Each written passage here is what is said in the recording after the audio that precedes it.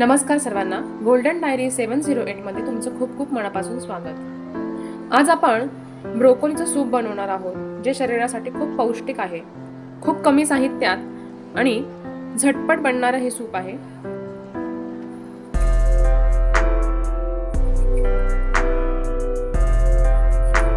आपण साधारण 4 मध्यम आकाराच्या वाट्या एवढं सूप बनवणार आहोत। हे अशा पद्धतीने आपल्याला कट करून घ्यायची आहे। थंडीच्या दिवसात बाजारात भरपूर प्रमाणात विक्रीसाठी ही ब्रोकोली येत असते। ब्रोकोलीचं सूप तयार करताना आपण अर्धा चमचा भरून बटर घेणार आहोत। यात तमालपत्र घालणार आहोत। एक छोटा कांदा आणि 4 पाकळ्या लसणाच्या अशा फ्राय करून घ्यायच्या। थोडंसं मीठ। ही ब्रोकोली आपण गरम पाण्यात थोडीशी धुवून घेतलेली आहे, ही टाकायची।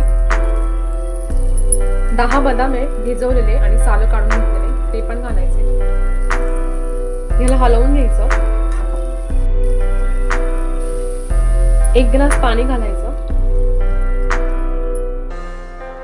आणि 10 ते 15 मिनिटांसाठी हे शिजून द्यायची।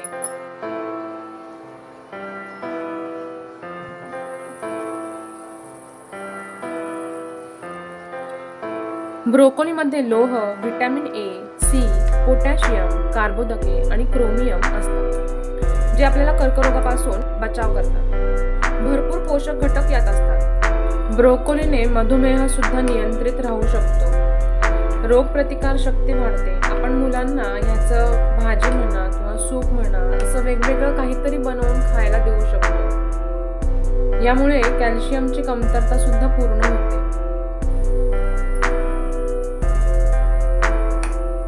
इथे आपली ब्रोकोली एकदम मस्त अशी शिजली आहे। थोडंसं थंड झालं की आपण मिक्सर मध्ये पूर्ण बारीक पेस्ट करून घ्यायची याची। आपण भाज्यांचा जो उरलेला स्टॉक होता हा बाजूला काढून घेतलेला आहे आणि आता हे थंड झालंय। हे तेजपान बाजूला करून घ्यायचं आणि मग वाटायचं।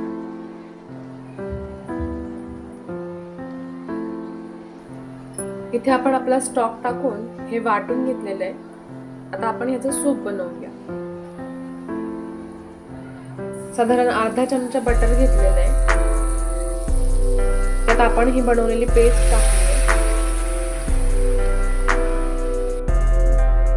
थंडीमध्ये ना आपण पाणी कमी पित असतो, त्याच्यामुळे असे वेगवेगळ्या प्रकारचे सूप जर आपण भाज्यांच्या मुलांना करून दिले आणि घरच्यांना करून दिले तर सगळेजण आवडीने पितात।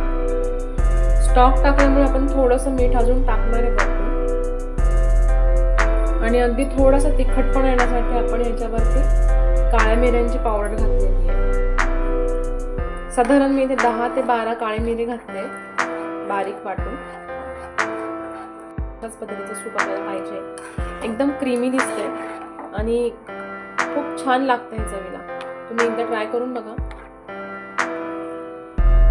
इथे आपलं सूप पूर्ण झालेलं नाहीये। सगळ्यात महत्त्वाची गोष्ट म्हणजे या ब्रोकोलीला आपण थोडंसं क्रंच येण्यासाठी मीठ आणि हळद टाकून थोडंसं शॅलो फ्राय करून घेणार आहे।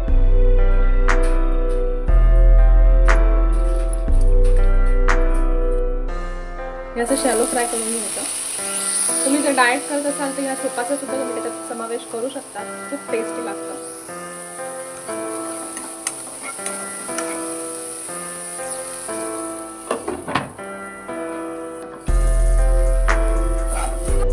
गरम सूप रेडी झालेलं आहे। आपण ते सर्व करूया।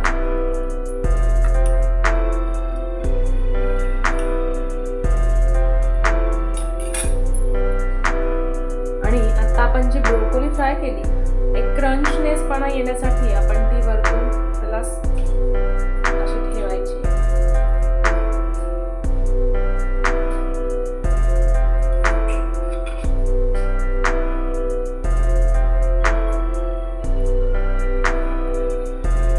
तुम्हाला माझा हा व्हिडिओ आवडला असेल तर माझ्या व्हिडिओला लाईक करा, शेअर करा, सबस्क्राईब करा।